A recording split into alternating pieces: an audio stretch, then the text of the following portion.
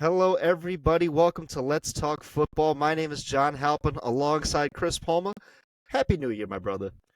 Happy New Year to you, my son. I hope everything was good around your side. Yes, man. And we wish everyone a happy and healthy New Year. We can't wait to bring in this year of 2025 with you. But it starts with Week 17, our recap from last year. So before we get into 2025, these upcoming games, and we have some big games to talk this upcoming week. Uh, let's recap our week 17, starting with Christmas Day. Now, we did record our last episode after Christmas. We knew what happened, but that counts as a week 17 game. So we wanted to just kind of clump everything together. So on Christmas Day, we had two games. The first game was the Kansas City Chiefs and the Pittsburgh Steelers. And the Chiefs came into Pittsburgh and just gave the Steelers an absolute thrashing. It was 29-10 was the final, but man, Chiefs just could not be stopped by the Steelers. What were your thoughts on that game? I'm curious. This is just one of the fears that was going into the back end of the season was the middle of this gauntlet being an issue with us putting the ball in the end zone. And 3 weeks in a row, that has been the issue where we have lost 3 games now of 14 points or more. It was Kansas City, you, and the Eagles where we just could not get the ball down the field. We struggled to score touchdowns. These last 3 weeks have hurt. Point blank. Yeah, it's been pretty tough sledding the last 3 weeks for the Steelers, especially even going into the playoffs because they do have a playoff berth clinched, but this is not what you want to be heading into the playoffs. You don't want to be limping in, right? You want to be kind of like you want to have that momentum going in there, right? And it's like the third year where we've come limping into the freaking end of the year for the postseason. Yeah. So, but Pittsburgh does play Cincinnati this upcoming week, and we will be talking about the Bengals shortly. But they are still alive in the playoff race for the AFC as well. But let's move on to the second game on Christmas Day, and that was the Baltimore Ravens against the Houston Texans, and it was all Ravens all Christmas Day, 31-2, an absolute thrashing by the Ravens. Technically not a scoregami, not a very individualized scoring bracket, but it has happened before in the 1965 Cowboys on Thanksgiving Day. So the score has happened before, but man, it was all Ravens all day. Yeah, the absence of Tank Dell is absolutely felt on Houston's side. I guess CJ Stroud was a little bit more shaken up than people thought about witnessing the injury at hand, but the absence of everybody showed up on the field where they just couldn't do anything. Safety was cool, though. That's cool. That's for sure. Yeah. Oh, man. So those were the two games on Christmas. We did have a Thursday night game. This was if anyone watched it. This was the final Thursday night game of the year, and this was against the Seattle Seahawks and the Chicago Bears. And this was an absolute, probably one of the worst games you would have ever watched. This was probably one of the most boring games I have ever sat down to watch. I was one of the unfortunate few who watched majority of this game. Because again, I wanted to be impressed by Caleb Williams. I wanted to jump on the train. No, you didn't. No, you didn't. Don't bullshit me. I told you I want him to impress me and prove me wrong. Every time I put him on the TV, he fucking puts up 3 points. Oh, every fucking time.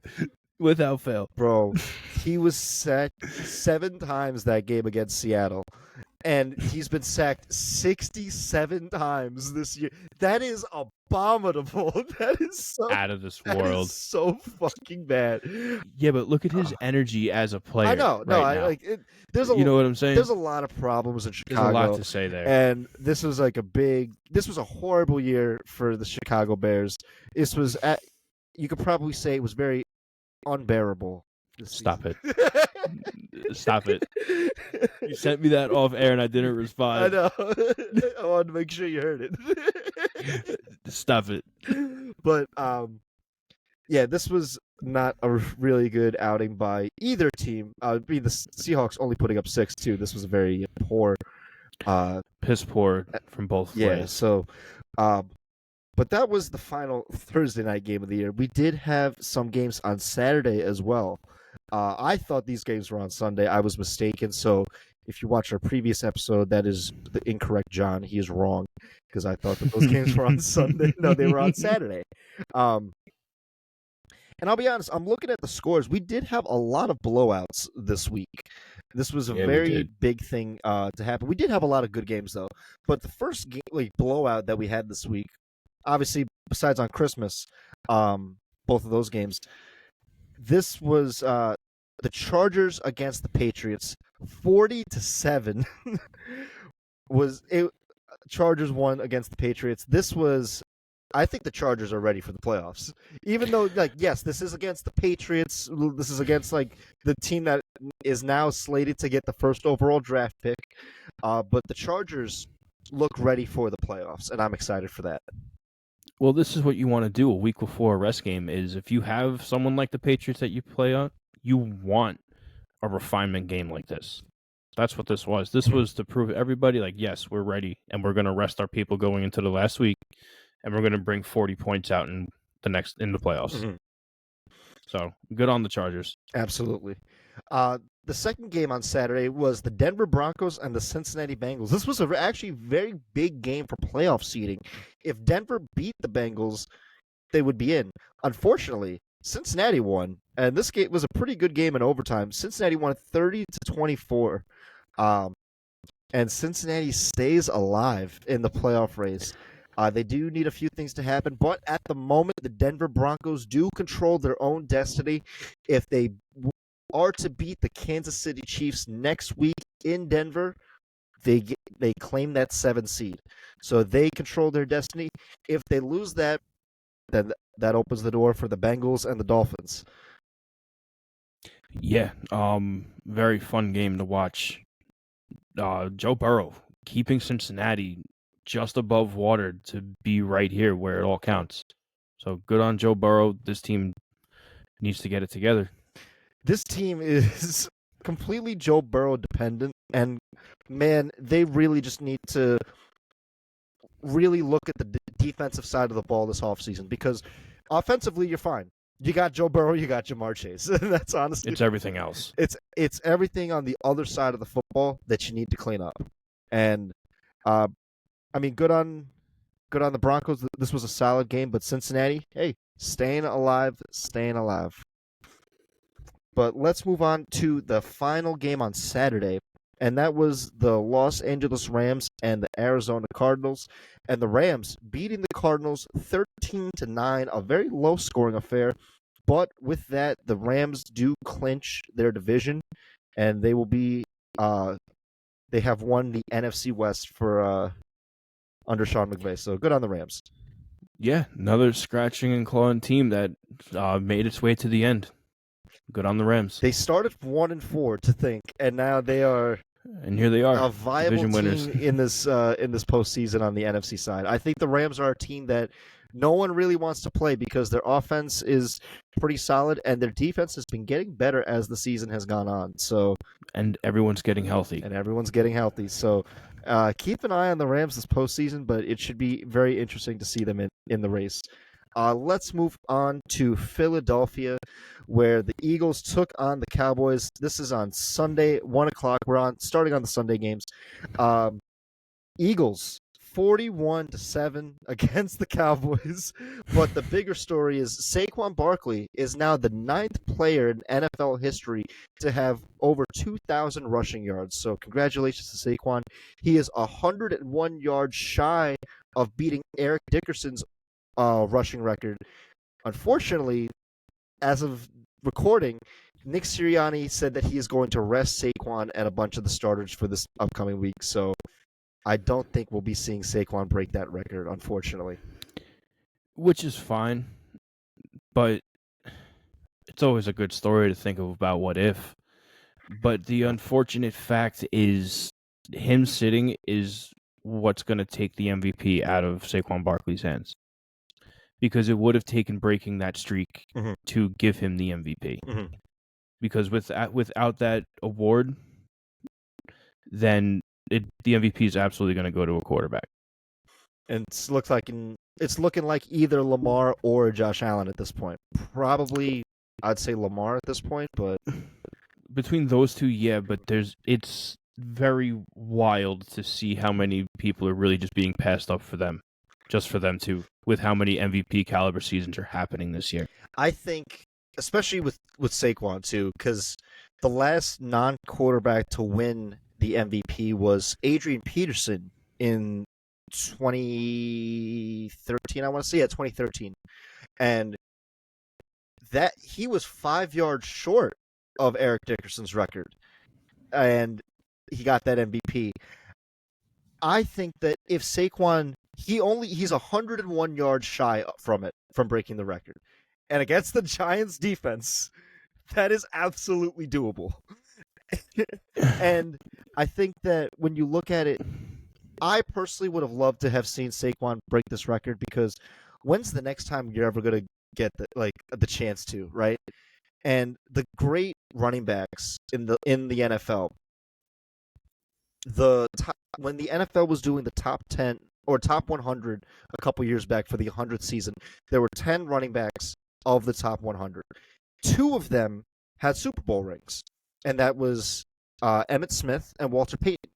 The others did not, and that was like Earl Campbell, Barry Sanders, Eddie George. So the running back spot is you're immortalized based on your individual performances and your individual accolades. And I think that if Saquon Barkley were to get that and were to break Eric Dickerson's record, Eric Dickerson, another one, Adrian Peterson as well, Frank Gore, all these like great running backs, and it's like if he were to break that, it would have immortalized him in NFL history. And I think that, yes, as a team, you'd rather get a Super Bowl ring than someone breaking a record. But, man, when's the next time you're ever going to get this chance, man? It's just the idea, if and when this award goes to the quarterback again, to think about the skill guys of what's happening, even the other quarterbacks. I'm just saying Lamar Jackson and Josh Allen is looking at it through a scope that's about yay big. There are so many MVP caliber seasons that are happening this year that there should be a bigger conversation happening currently. Oh, I agree with you. And I was one of them that closed the conversation early, and it was like, you look at it a little deeper, and there's so many more MVP caliber seasons happening. Oh, no, I agree with you. No, I was more so talking about like the NFL rushing record than the MVP. Mm-hmm. But okay. But no, I do agree with you. Like, and if Saquon were to break this record, I think at that point you would have to give him that MVP, right? You have no choice. But I think that the fact that he's not participating in this game to then kind of it would then take away from it. You know what I mean? It would, like, any argument that you can make for him at this point, it wouldn't necessarily matter, because at this point, like, Lamar and Josh are both going to add to their stats to make for their case, and it's probably going to fall into one of their hands, which is fine. But at that point, just call the MVP the best quarterback award. Right. Change the name of it. But that's our little 2 cents on Philly. There was a lot to talk about Philly this week. And there's a little bit more to open up about that, but we'll get there. Yeah, we'll definitely talk more about them in the playoffs, because they are sitting at the 2 seed at the moment, and they have locked their 2 seed, so they can sit pretty for next week. So let's move on to Tampa Bay, where the Panthers took on the Buccaneers, and this was a game that we spoke last week, but it was all Tampa all day. 48-14 was the final. Tampa now controls their own destiny. If they win next week against New Orleans, they win the NFC South for the 4th straight year in a row. Hey, Tampa needed this game. This was a get-right game. I was hopeful for maybe an upset, but fool me once, Tampa's ready for the playoffs. It's just what it is. And Carolina's got a long way to go. Yep. It's a long offseason, man. Right. And it's going to be an even longer offseason for the Jets, especially after this loss against the Buffalo Bills. 40-14 was the final, but it was 40-0 at one point, and it was It was ugly. Aaron Rodgers benched himself for Tyrod Taylor, and Tyrod got some touchdowns. And then he admitted it on the podium. Like, he went to the coach himself. He was like, "So you're gonna go to Tyrod, right?" Like, how the 180 happened from that Lombardi looks lonely to you're gonna go to Tyrod, right? This is in 18 weeks. It's been an unmitigated disaster in New York for both the Jets and the Giants. But for the Jets, man, CP, you want to go to the MetLife this week? Tickets are $28. They're giving them away at this point. No, I don't. You could not pay me to go watch one of those fucking games. $28, bro. You could not pay me to go to MetLife. Watch someone go get hurt before a fucking playoff game because they're playing a team that can't even lose, right? Oh my god, bro. There's been a lot to talk about with the Jets, and we have spoke a lot about them this week. But for the Bills, this was a good game for them to get a good, solid win. And much like the Chargers, where it's like, hey, you want to muscle up the weaker competition and really flex your muscles. And this was that for sure. This was that week for Buffalo. Buffalo currently holds the second seed in the AFC, so they, much like the Eagles, can just kind of sit pretty for this upcoming week. Mm-hmm. So with that, let's move to the other New York team, the Giants, against the Colts. And the Giants actually getting a win over the Colts, 45-33. Now, with that win, the Giants fucked themselves out of the first overall draft pick. They've now dropped to 4, and at the moment, the Patriots hold for the first overall draft pick. So, good job, Giants. Right. You can't even fucking lose right. If you had lost this game, you would have locked in first overall. But you go out and you fucking put up 45.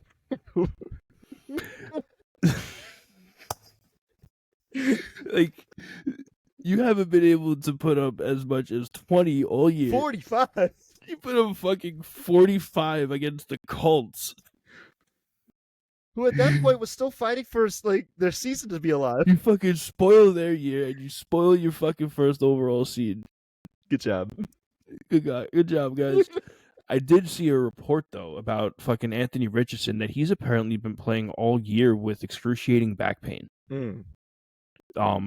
He said he's been getting looked at medically, but it's been bad to the point where he's been unable to walk at before and after games. So, going to keep an eye out to what's going on with him, but he is apparently feeling some really bad back pain. Yeah, that is not good to hear. And obviously, for any player, it's like your health comes first. So he's got to make the best decisions for his health. And I hope going forward, he's able to get what he needs in order to remedy the pain. But we'll definitely have to keep an eye on him and the Colts this upcoming offseason. So let's move on to New Orleans, where the Raiders took on the Saints in, I guess, the Bubble Bowl. But the Raiders won 25-10, much like the Giants. It's like, where the fuck was this? Like, that's not 45. It's 25, but even still, it's like, you actually had life in you. Where was this all year? I mean, this is a game where it's like someone has to win, right? Yeah. I mean, so it's technically, yeah. It's the Saints played worse again. You know what I mean? The Saints really, those first 2 wins took the whole season out of you. Pretty much. Took everything out of you in 2 games. Remember, it's a game of attrition. It's a marathon. It's a marathon. Right, you not burn yourself out by scoring fucking 90 points in 2 weeks. It's the rest of the season is kind of moot. They got shut out last week against the Packers, and they only put up 10 points this week. So, right. Hey, it's a very weird world we live in the NFL, but we'll have to keep an eye on both the Raiders and the Saints, especially for the upcoming draft as well. Interesting to see where the direction of both of these teams go, but I'm curious to see where it goes. Let's move to Jacksonville. 2 other teams that, again, we'll have to keep an eye on the offseason. But the Jags beat the Titans 20-13.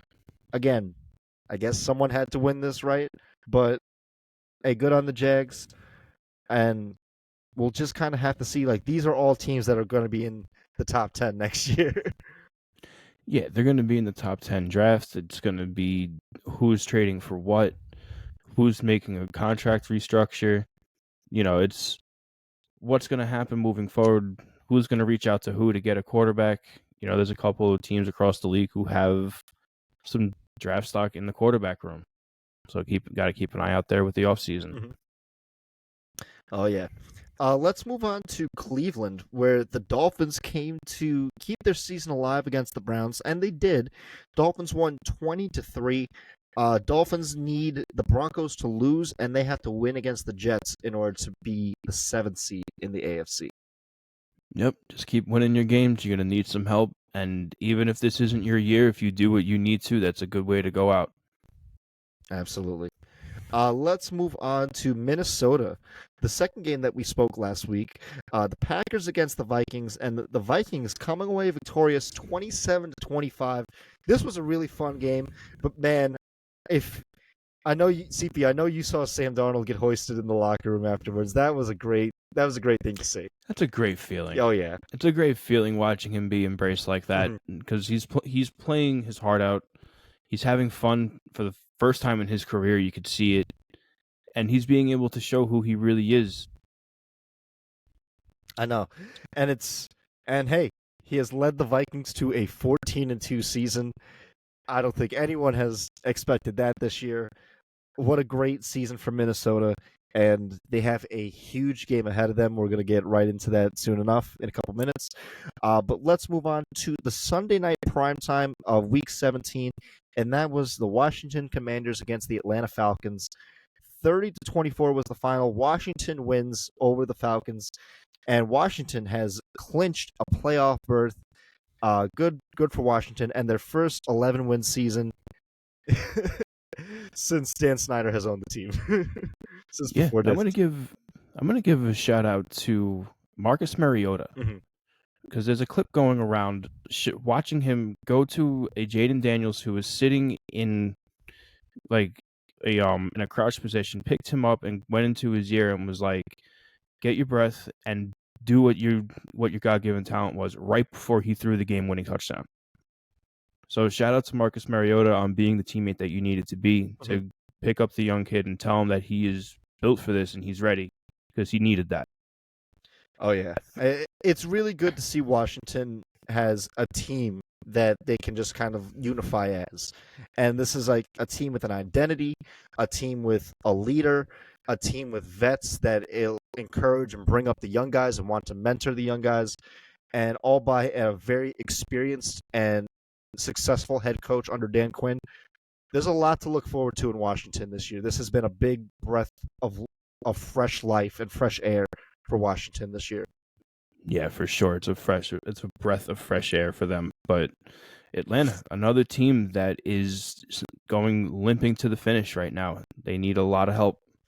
Yeah, so Atlanta's chances to make the playoffs, they need to win over Carolina, and they need Tampa to lose as well. So they're still alive, but they don't control their destiny at the moment.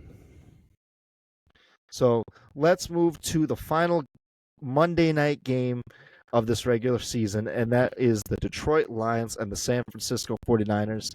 Lions winning big, 40-34. The score was a lot closer than it was, but Lions really separated themselves in the fourth quarter. And it kind of felt like a blow-up, like towards like the middle of the fourth quarter or so. But good win for the Lions. But man, they have a big game this upcoming week, man. Big, strong win going into this last week, but like you said, this week is for it all for both the Lions and the Vikings going up against each other. Yeah. I don't think there's been a bigger game in years. Yeah, this game is going to be massive. So that's our Week 17 recap, but we want to get right into the game that we want to talk about. And now, we typically talk two, but we just want to talk the one. And this is the one that we want to talk about, and that is the Lions and the Vikings. And like CP was saying, it's like this game is huge. It is massive. But CP, I know you wanted to talk this. So what makes this, for those who don't know, what makes this game so massive? Well, there's a bunch of things that make this massive. First of all, like we said last week, it's the amount of competition coming out of the NFC North this year. The Lions and the Vikings and the Packers. Those three teams filled up the NFC bracket and just let everybody else pick one team and then you can go. Mhm. You have three teams from the same division going in. But now you have two 14-win teams in the same division right now, going up against each other. One of those 14-win teams is sitting in 5th place. It's a wild card team at 14 wins. Yeah. And the other team is sitting at 1st place, but because they're in the same division, it's not locked away. So the 1st place in the NFC conference is still open going into Week 18. Mm-hmm. That is one of the most wildest things I've ever heard. They got Detroit on one side, right? Number 2 total offense. They have a franchise record at 13 wins last week with another one this week, so 14-win franchise record. They are undefeated on the road, franchise record 8-0. Mm-hmm. So they can win anywhere. They can play offense against anyone. Dan Campbell's he has 4th down and short, pretty much down to a science. He either knows who to go for and he knows who to check down. Mm-hmm. That offense can score almost at will. It's that defense that is concerning. Yep. It's a bottom 8 defense, number 22 overall. Now, you and I, we've gone back and forth a little bit about that defense as the year has gone on. I see a little bit more promise in that defense because although they are ranked low because they have no stars yet, they have some people in the making who are going to come out and be some real formidable players as the year goes on and the years go on. But Jared Goff, man, 4,398 yards, 36 touchdowns, 10 interceptions. Can't tell me that's not an MVP year. I mean, with a 71% completion rating. I think if he wins this game in particular, he bolsters his stock for the MVP conversation. Like if he comes out and he throws, I would say he needs to throw at least 4 touchdowns to get to 40 of the year. Because if he makes it to 40, there's no way he shouldn't be, because then he would be up in the 4,500 yard range. He'd be 40. You'd get 40 touchdowns overall, and if you win, then you're first overall seed in the NFC. I think at that point you would really have to strongly consider that, and that's another reason why this game is big too, because it's like the perception of Sam Darnold and what he's capable of doing. That's Jared Goff. Oh, Jared Goff. Oh yeah. Oh, that's Jared Goff. Oh, okay. But Sam Darnold's is in the same vein right now. I was going to say, yeah, he's right in that conversation too. 4,153 yards. You could actually take exactly what I just said about Sam Darnold and apply the same thing to Jared Goff too. Right.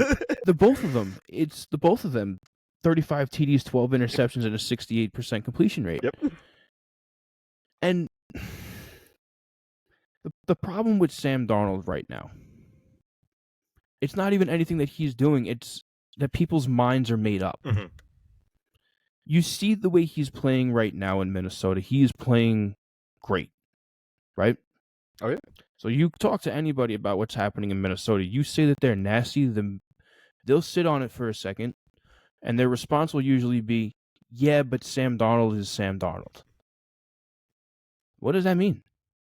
Look back at Sam Darnold's career. Started on the Jets. Terrible coaching situation with a terrible offensive line. Mm-hmm. Then he moved to the Panthers. Terrible coaching situation, terrible offensive line, no weapons.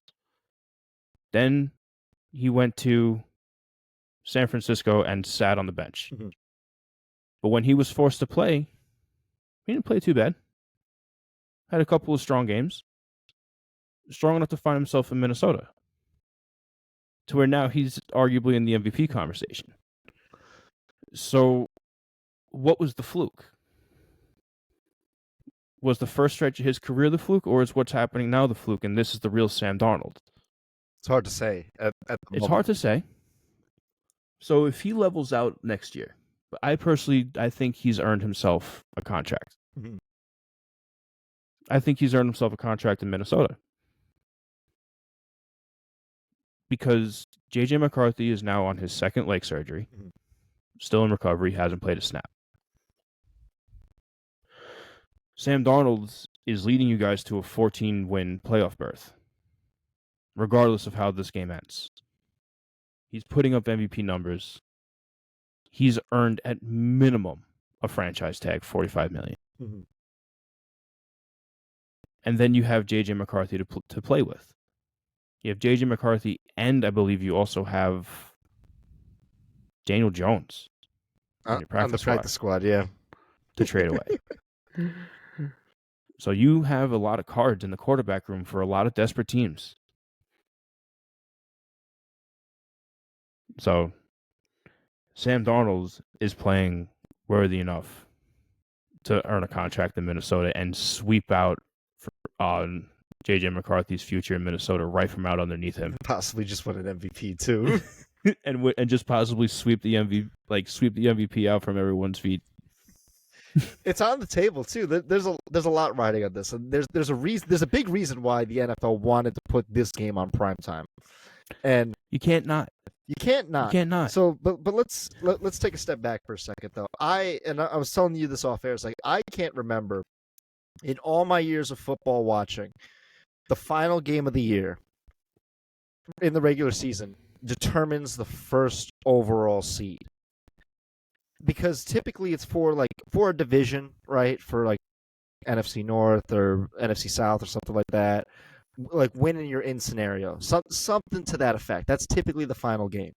And because they want to have it where it's like there's some kind of stakes on the line. Well, there's a lot of fucking stakes on the line for this game.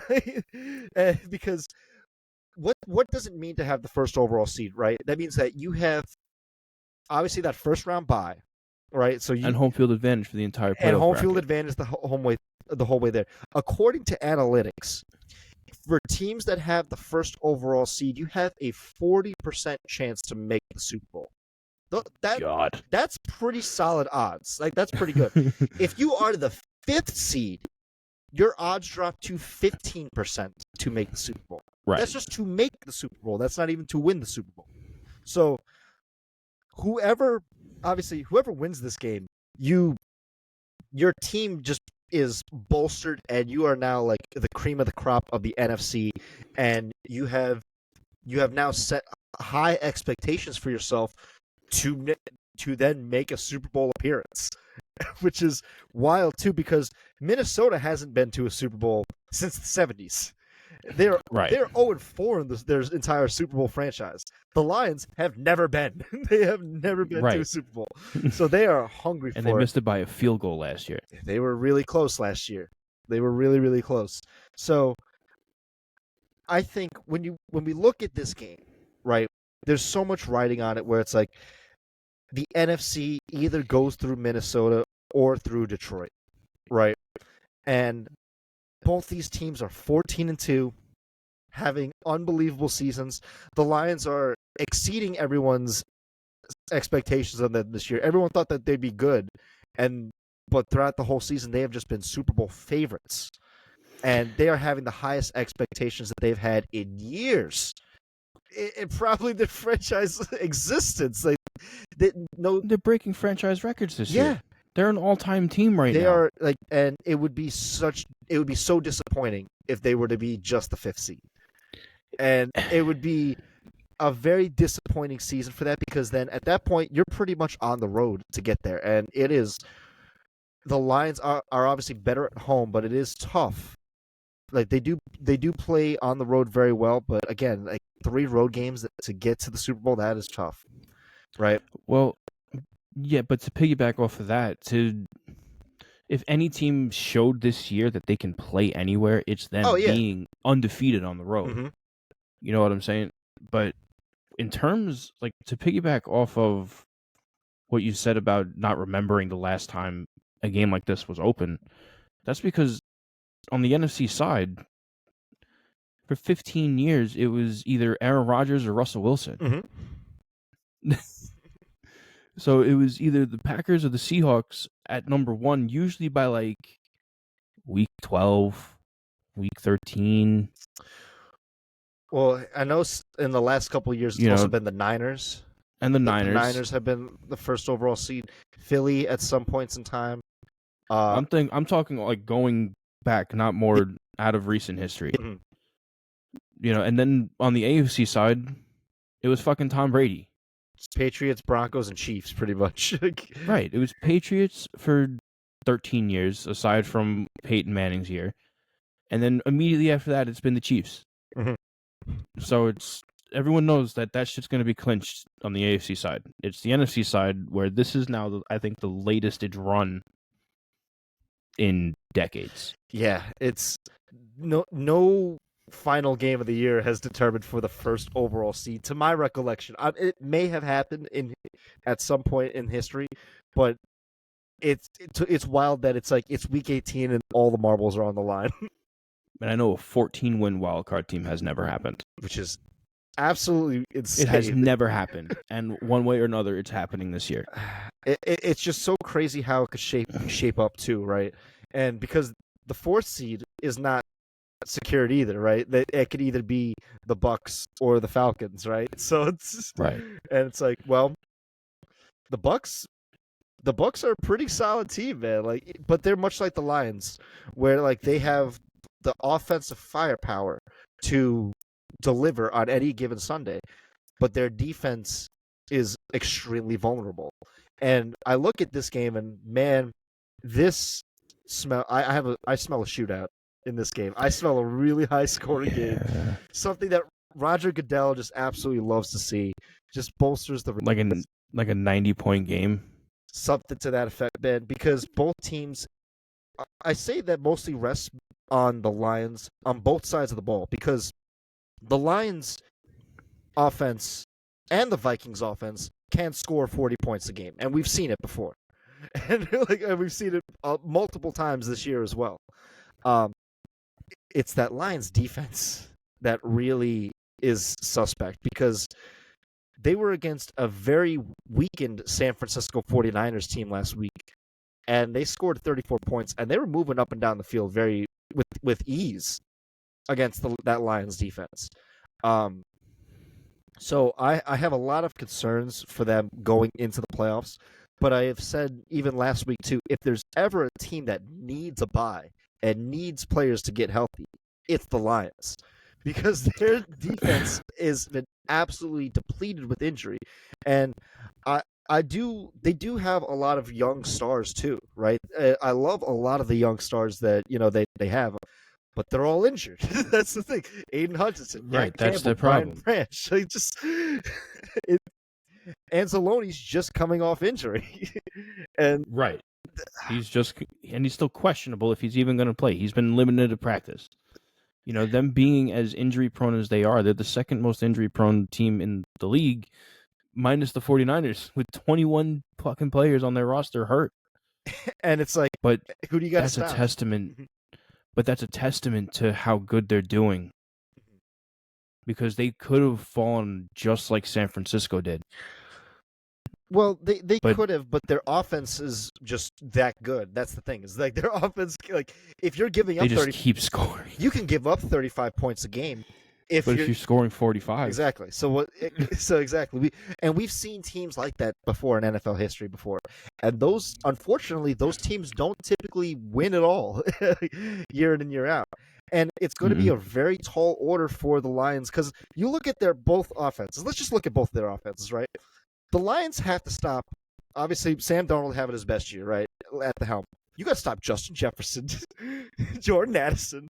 Oh, by the way, Aaron Jones is having a revitalized. Aaron Jones having a career. Is having a revitalized career in Minnesota, under a great offensive line that does not give that many sacks to Sam Darnold. And then let's flip the coin. Let's flip it over to Detroit. Obviously, you got Jared Goff at the helm, having again an arguable MVP caliber season, just like Sam Darnold. And with Amon-Ra St. Brown, Jameson Williams. Don't forget fucking David Montgomery. He was hurt. He's actually hurt. Remember, he's going to be out for a couple weeks. but they have Jahmyr Gibbs who doesn't. But they have Jahmyr Gibbs. It doesn't fucking matter. Jahmyr Gibbs, I will say, is an absolute stud, and I've been so impressed with him from his rookie year last year to this year, and it's just been he is going to be one of these elite backs in the league, and I think that honestly, this has been a year where just quick little side tangent. This has been a year where the running back position has been revitalized, and it has really come into play, shown the importance of running the ball in the league. And these elite running backs going to these different teams have now just look at them, like Derrick Henry to the Ravens in the playoffs, Saquon Barkley to the Eagles in the playoffs, Aaron Jones to the Vikings in the playoffs, 14 wins, by the way. Oh, by the way, Josh Jacobs to the Packers. They're 11-5. To the Pack. Yeah, exactly. And there's so many great running backs in the league, and the teams that have the best running games are typically the ones that find success in postseason. And both these teams, their offenses are set up to score in the postseason. And that's why this game is so huge, because it's a lot. When you're the first overall seed, you come out from that bye, you say to yourselves, we win 3 games. We win 3 games and we're champions. It's when you're not the first seed, you don't have that first overall bye, you have to thug it out week in and week out and week in and week out. And it's tough, and players get hurt, and you don't have time to rest, and short weeks and shit. That's why this game is so important, man. It's going to be... It's just one of the biggest games of the year.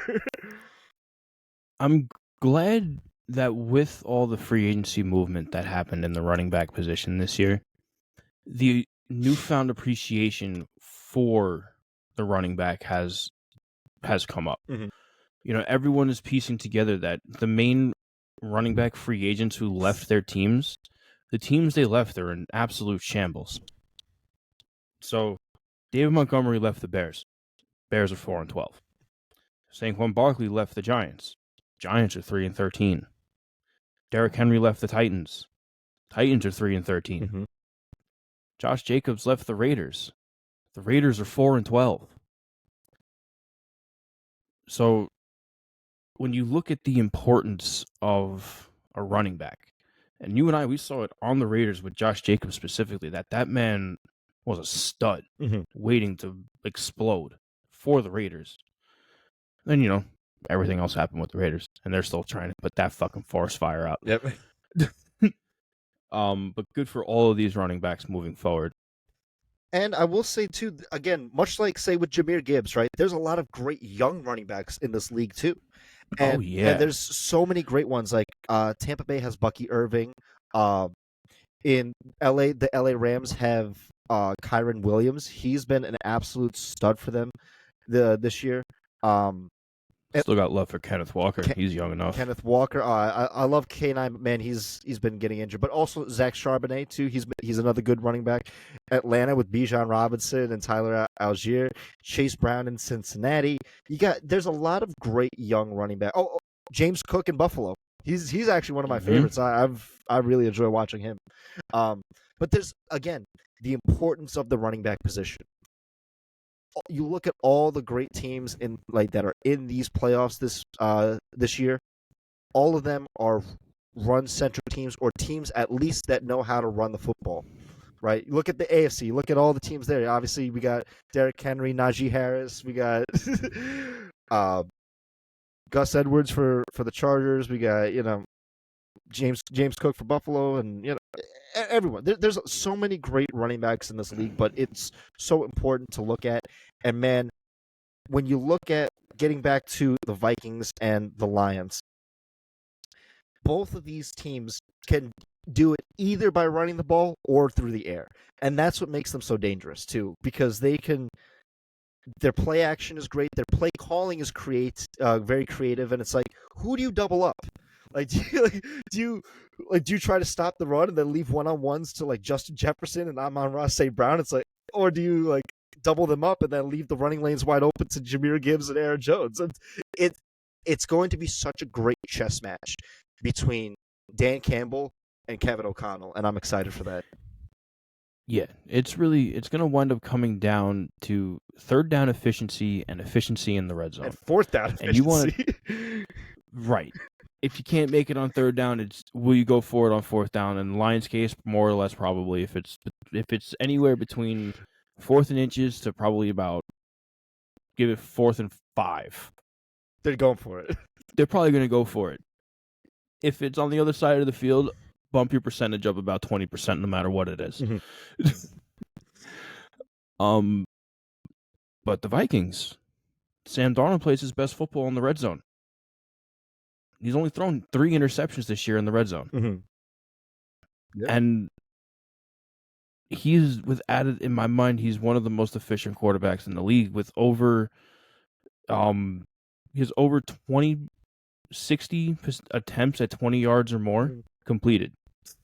He's slinging it, bro. He's slinging it. So it's like they're really asking him to let the ball loose, and he's putting it where it needs to be. And going against this group of journeyman defense that is on the Lions, as much as I love this Lions team as a unit, this defense needs a star.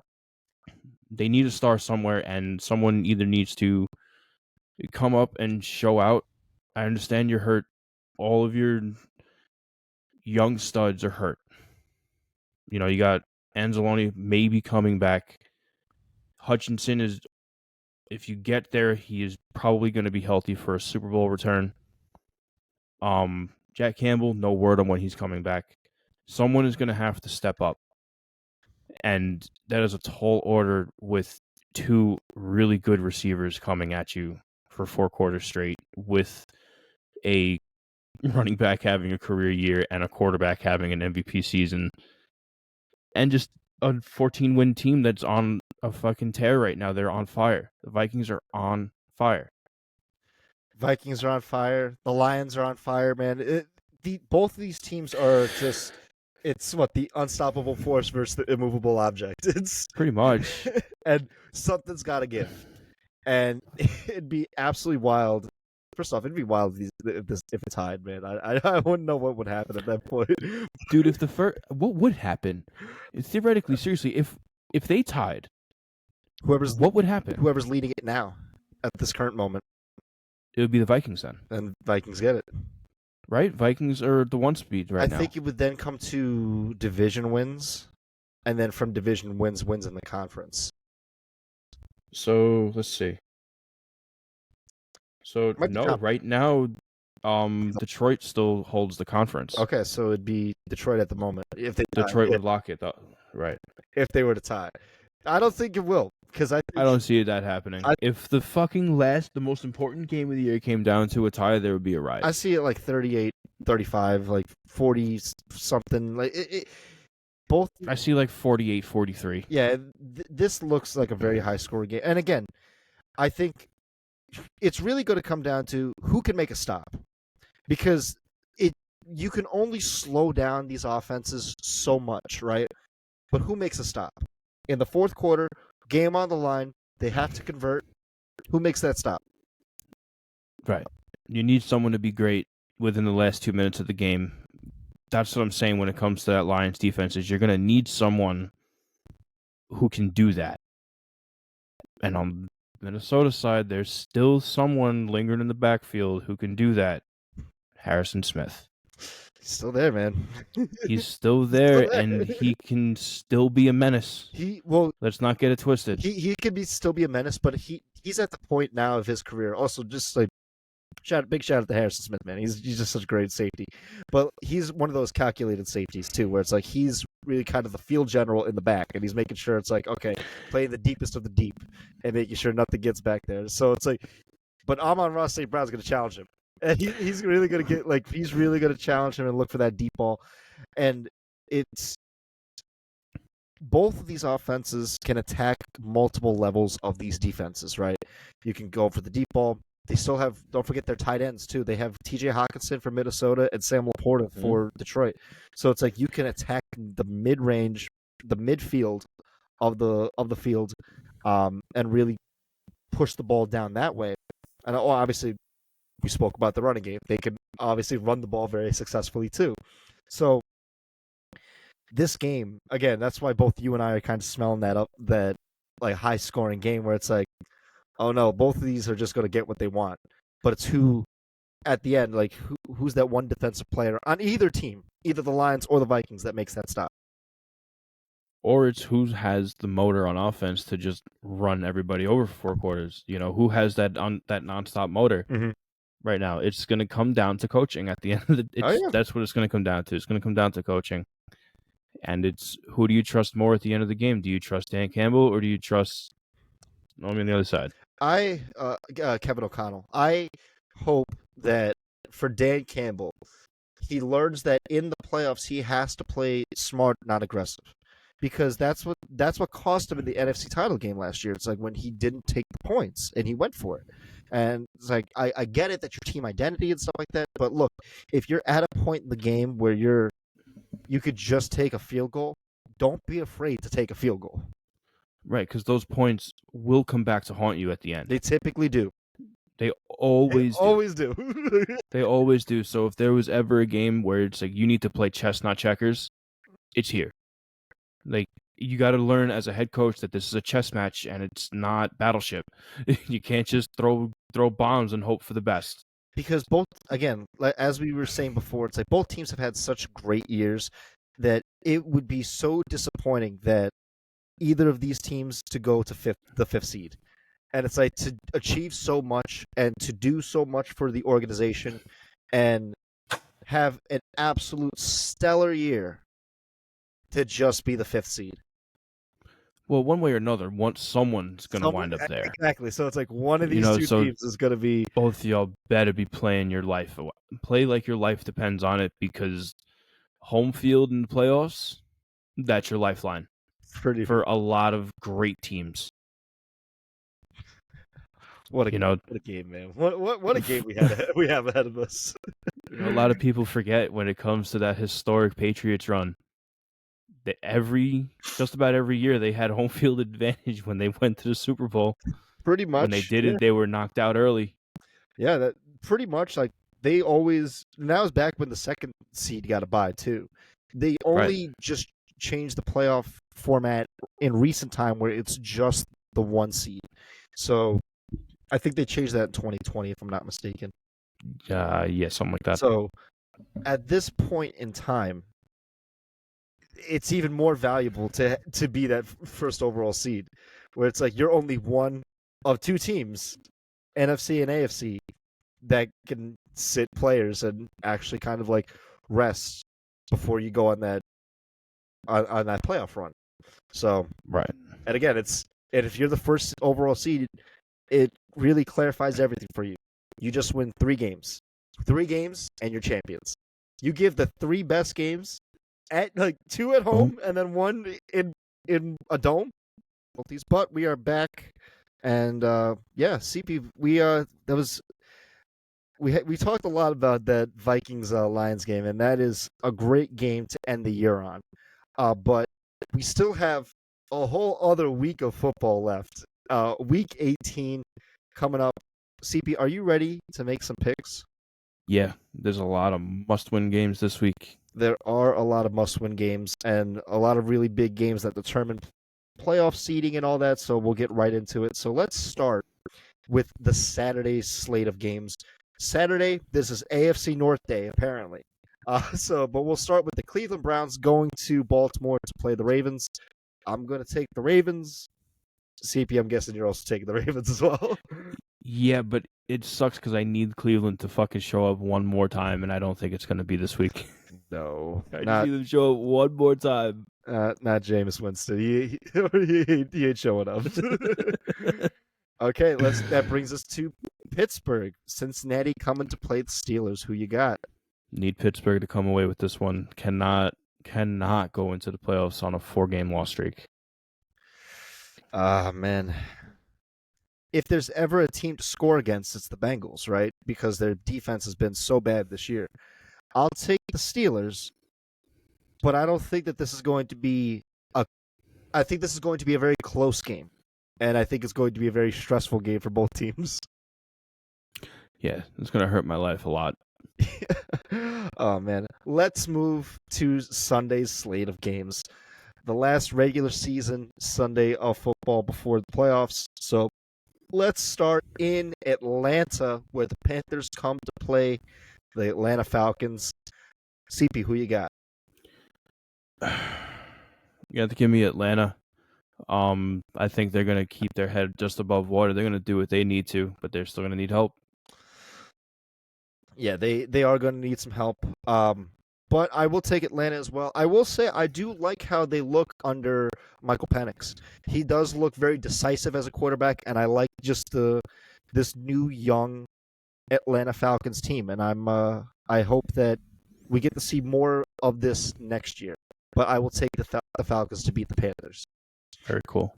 Let's move on to the AFC South, where the Houston Texans come to play the Tennessee Titans. Who you got? Give me Houston. This needs to be a get right game for them. You know, they kind of been skipping away to the end. They need to come away with this one. Yeah, I'm gonna take Houston as well. Yeah, they gotta win something before going in, man, because they're going to be hosting a playoff game.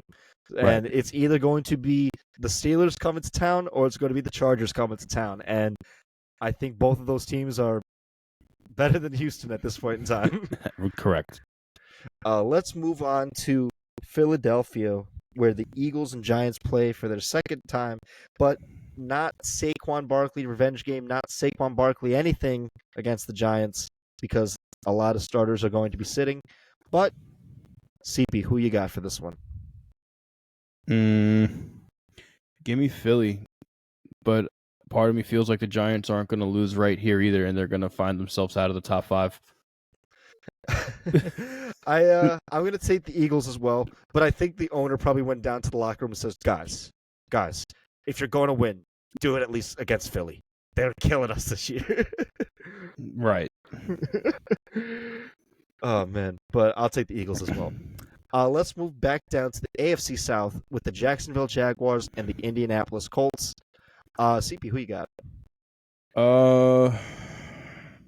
Give me the Colts. Again, someone needs to win. There's nothing really at stake here. But give me the Colts. Yeah, I'm going to take the Colts as well. Again, both teams, nothing to really play for. This doesn't really determine anything, but maybe just where teams land in the draft. We'll see. But we'll definitely have to keep an eye on both these teams this offseason. I'll take the Colts as well. Let's move on to Dallas. Final game in Jerry World this season where the Commanders come to play the Cowboys. Does Jerry get a last minute yeehaw in there, or is it all Commanders? I think it's all Commanders. Washington should use this as a get-right game just before the end of the year.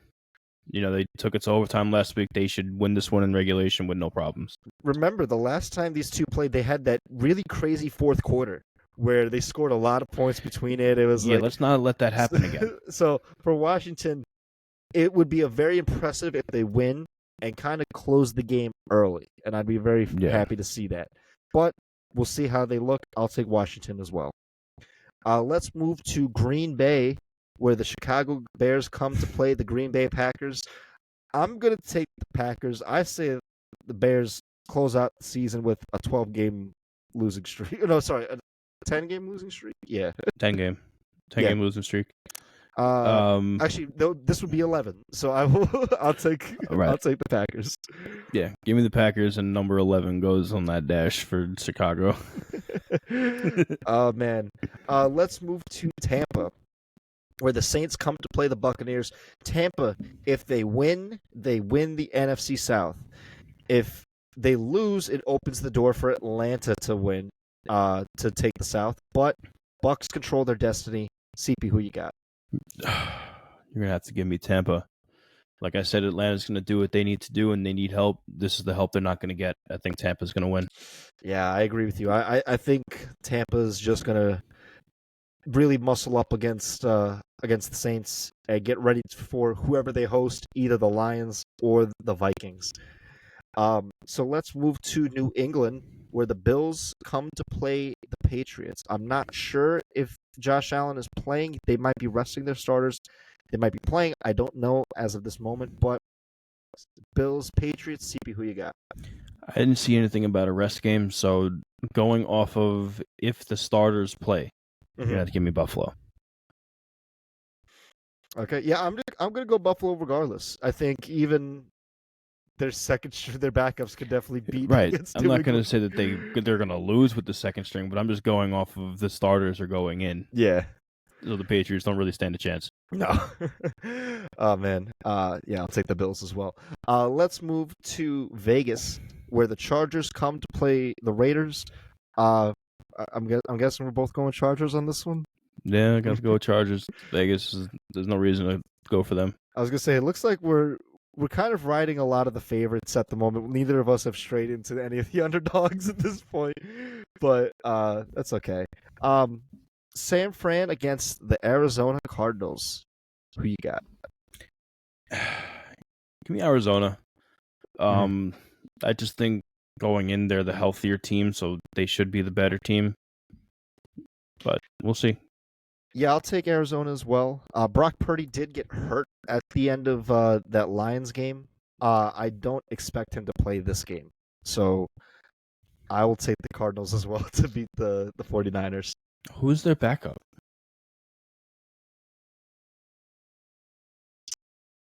I don't know offhand.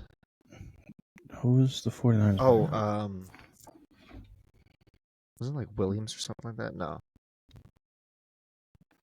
Let's see. Which backup will start? Blah blah blah.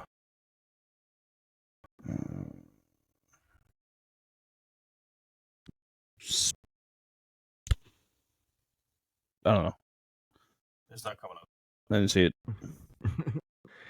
Okay. Let's move to Denver, Let's see. where Denver controls their destiny with a win over the Kansas City Chiefs. If Denver wins against the Chiefs, they claim the 7th seed in the AFC. If they lose, it opens the door for either the Dolphins or the Bengals to crawl in. So, CP, who you got? Now, remember, Chiefs are sitting majority of their starters, but who you got for this one? I'm gonna ride with Denver, man. I think they're gonna steal that last wild card seed. I've been saying it all year. That was my bold prediction. It's gonna stick with my prediction now. Mm-hmm. I'm actually kind of a little torn on this one. You know what? I'll go with Denver as well. Again, they have a lot more to play for, but I think the Chiefs are not going to make it easy on them. I think this is going to be a big exercise for Andy Reid to kind of like play chess with another high caliber coach in the league under Sean Payton. So it's going to be kind of like, okay, let's kind of see what we're capable of. But I'll take the Broncos to win and get that 7th seed as well. So let's move on to the Seattle Seahawks and the Los Angeles Rams. I think the Rams have already got the division. This may be for the division, but I'm pretty sure that the Rams have it. But Seahawks, Rams, who you got, CP? Yeah, I'm pretty sure the Rams locked this one up, and the other 3 teams are statistically eliminated. Gonna have to give me the Rams. I don't think the Seahawks have much to play for right now. Yeah, I'm gonna go with the Rams as well. I just like that their defense has been getting better. They have a young defense, and it's been getting better as the season has gone on. So I'd like to see them kind of temper Seattle a little bit, but we'll see. We'll see how it goes. But I'll take the Rams as well. Which then is to our final 4:00 game of week 18, and that is the Dolphins and the Jets. Now they purposely put this at 4 alongside with the Broncos and Chiefs game. So the outcome of the Broncos Chiefs game is not going. If that was played earlier, then if Broncos won, then this game would be moot. But they're playing at the same time. So Dolphins versus Jets. Who you got, CP? You have to give me the Dolphins. I think the Dolphins are going to win this one, but again, they're going to need help from Denver losing, and I don't have them losing. So I think they're going to do what they need to do, but this is the help they're not going to get. I'm just saying, man, $28 tickets at the MetLife, man. They're practically giving them away. You want to go watch Tua die on MetLife? So anyway, I'm taking the Dolphins. I'm taking the Dolphins to beat the Jets. I'm not answering that. No, I don't want to see Tua die, but I love to see the Dolphins win. Yeah, but MetLife is going to hurt someone. It's going to take someone's soul. It's just a matter of whom. Which then, CP, moment of truth. Sunday night prime time, 8 o'clock, Detroit, Michigan. Minnesota Vikings come to play the Detroit Lions. 2 14-2 teams. Winner takes the first seed. Loser goes to fifth. Who you got? It's tough. This is tough. This is the I toughest thought it game. would be easier. It's not.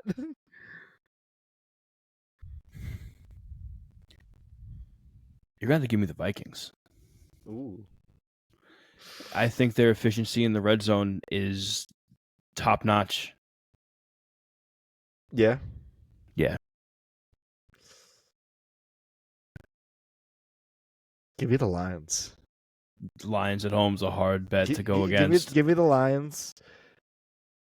I'm looking at, this is the one game we differed on. Every other game we agreed on. Part of me wants to go Detroit, but there's just something about I've been riding high with Detroit all year. You abandoned it's a chess game. You abandoned them. No, I didn't abandon them. It is darkest out. It is a chess game, and Dan Campbell's been playing checkers all year. Does he play chess? Minnesota's been playing chess, and they have clearly mastered the game of chess this year. Will Dan Campbell play chess against a chess master? And you're saying no. Who knows? He's fourth down to a fault. We'll have to see. We'll have to see, mate. We'll have to see. Chris Paul taking the Vikings. Yeah. Well, there you have it, guys. Biggest game of the year, Sunday night. There's our picks for the week. Please leave a like, comment, subscribe. If you want to come on for the postseason, whether your team is playing or not, please either contact myself or contact John, and we will get you on for the divisional round. Until then, see you guys then.